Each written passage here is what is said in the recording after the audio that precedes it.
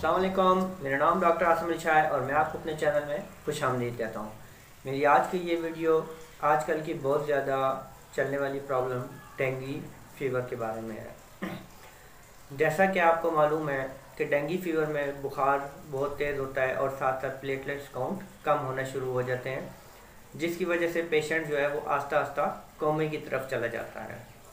कोमे से पहले उसको बहुत ज़्यादा ब्लीडिंग भी होती है, कुछ लोगों को उल्टी और पेट दर्द की शिकायत भी हो जाती हैं। अब डेंगू फीवर होता क्यों है? तो एबीएस नाम का मच्छर जब इंसान को काटता है तो खून के ज़रिए उसका वायरस इंसानी जिस्म में दाखिल हो जाता है, जिसकी वजह से इंसान को पहले बुखार होना शुरू हो जाता है।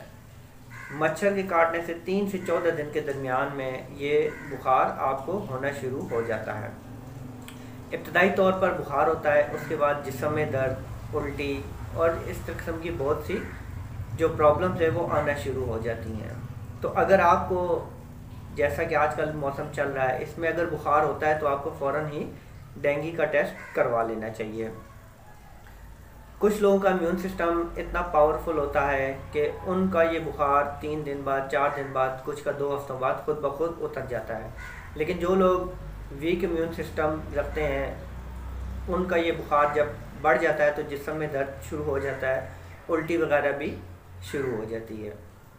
तो आज मैं आपको होम्योपैथिक मेडिसिन का एक कम्बिनेशन बताऊंगा, जिससे ना सिर्फ आपका बुखार और जिस्म दर्द फ़ौरन कम होगा, बल्कि अगर किसी पेशेंट्स के प्लेटलेट्स काउंट कम हो गए हैं तो वो भी बहुत जल्दी बढ़ जाते हैं।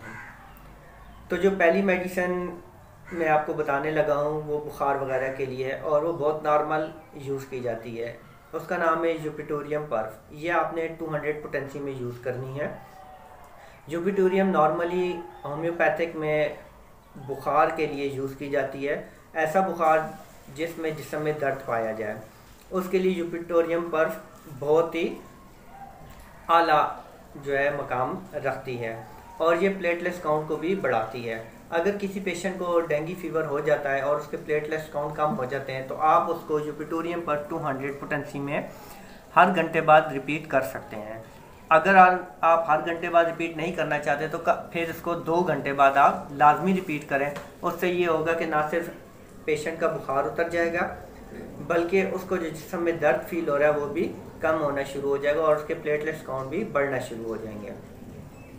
इसके बाद मैं आपको एक कम्बिनेशन बताने लगा हूँ जो आप डेंगू के पेशेंट को दे सकते हैं। इसमें जो पहली मेडिसिन है वो है टीनोस्पैरा।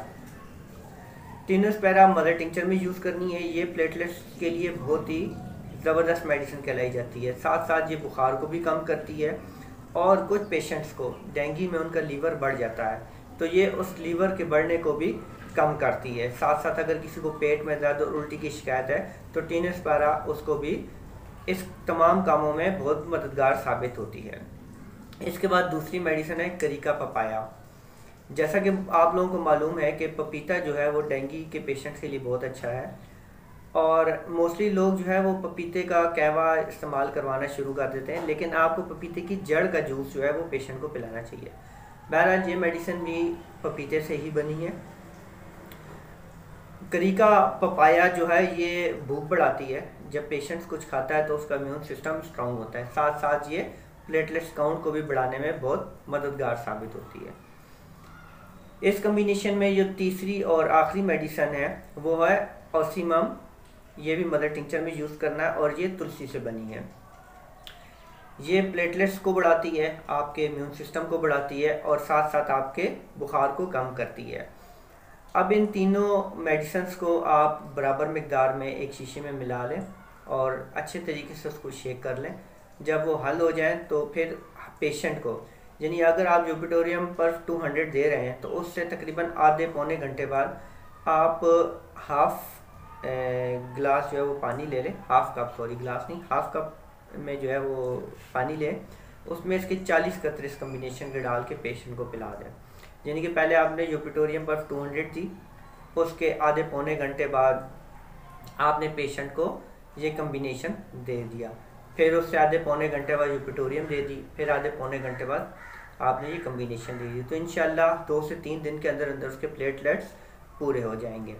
और उसको बुखार भी ज़ाहिर सी बात है उतर जाएगा। तो इस तरह डेंगू का पेशेंट बहुत जल्दी रिकवर कर जाता है। अगर बच्चों को ये प्रॉब्लम आती है तो आपने इन्हीं मेडिसिन की जो डोज है वो आधी कर दें, यानी कि जो पिटोरियम पर्स के अगर आप 2 ड्रॉप्स डायरेक्ट पेशेंट्स के ज़ुबान पे डाल रहे हैं तो जब बच्चा हो तो आप उसको 1 ड्रॉप कर दें। और कुछ लोग डायरेक्ट ज़ुबान पर नहीं ले सकते तो आप इस तरह कर लें कि 1 चम्मच पानी में 2 बूंद डाल दें, और अगर बच्चा है तो 1 चम्मच पानी में 1 बूंद डाल दें। इसी तरह जो कम्बिनेशन है वो जब बच्चों को देने लगे तो 40 की जगह उसमें 20 कतरे डाल दें। उम्मीद करता हूँ आपको ये वीडियो पसंद आएगी। पसंद आई तो लाइक और शेयर ज़रूर कीजिएगा, और अगर आप मेरे चैनल में नए हैं तो काइंडली सब्सक्राइब ज़रूर कीजिएगा ताकि आपको ऐसी नॉलेजेबल वीडियोस मिलती रहें। थैंक यू, मिलते हैं अगली वीडियो में। अल्लाह हाफिज़।